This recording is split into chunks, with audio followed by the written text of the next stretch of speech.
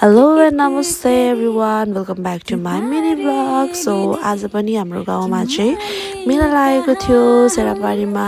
So दिनभरि हामी हाम्रो काम कलेज स्कुलबाट चाहिँ बेलुका ग्यादर भएर अलमोस्ट 5:30 भइसकेको थियो होला जाँदाखेरि. अनि साथसाथै आज चाहिँ हाम्रो टोलीको फुटबल पनि फाइनलमा पुगेको थियो. सो हामी चाहिँ चियर अप गर्नका लागि हतार जाँदैछौँ. अनि हामी जाँदाखेरि चाहिँ हाफ भएर पनि त्यहाँनिर गेम स्टप भइरहेको थियो. अनि यहाँ चाहिँ मैले मम्मी देखेर भान्जीले रुस्ताले चाहिँ मम्मीलाई बुम गरेर तर्साउँदैछ. अनि मम्मीले तिमीहरू पनि आएको भनेर छक्क पर्नुभयो. अनि यस आज चाहिँ finally for the first time हाम्रो टोलीले जिती पनि सकेको छ.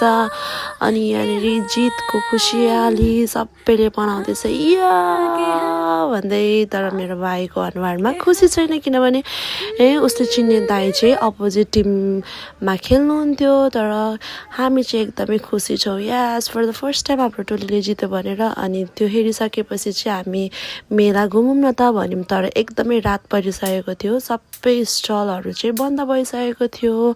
अनि हामी फेरि खानाको लागि अर्को देवीथान गयौँ. हिजो मैले खाएको मोमो खाएको होटेलमा चाहिँ मैले लगेर गएँ. अनि त्यहाँनिर हामी के खाने भन्ने डिस्कसन हुँदैछ.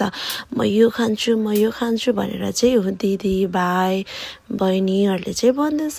अनि finally our dish is here. So अब ढिला नगरी रुस्ताले कस्तो मजाले तन्काउँदैछ क्या चिज वो भन्ने. अनि त्यसपछि मेरो पालो म तान्छु आउँदैन. अनि मेरो बहिनीहरू चाहिँ यतिखेर एकदमै हाँसेको थियो. जबरजस्ती तान्नुहुन्छ दिदीले भनेर. अनि फेरि त्यसपछि चाहिँ बहिनीको चाहिँ फेरि चिज आएकै छ. अनि यसरी नै हामीले खायौँ सबैजना मिलेर. मोमो पनि एकदमै मिठो थियो हो.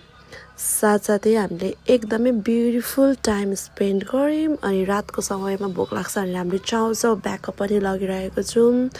आजको भिडियो चाहिँ हाम्रो यति नै छ. हाम्रो दिन चाहिँ यसरी नै बित्यो. सो हामी सबैले चाहिँ हजुरलाई बाई भन्दैछु. बाई.